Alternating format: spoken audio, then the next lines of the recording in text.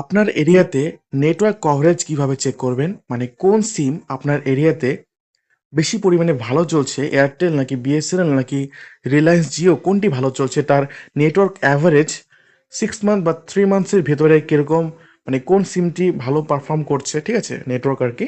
সেটি কিভাবে চেক করবেন? আজকে এই ভিডিওতে আমি আপনাদেরকে সেটি করে দেখাচ্ছি। আপনারা প্রথমত চলে যাবেন ট্রাই মাই স্পিড পোর্টাল এই ওয়েবসাইটে।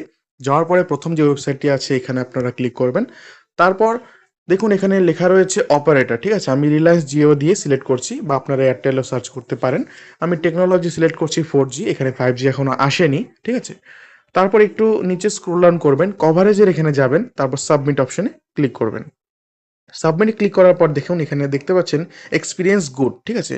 6 মান্থ অ্যাভারেজ এরকম করে আপনারা বিভিন্ন দেখুন এয়ারটেল, বিএসএনএল, জিও, ঠিক আছে?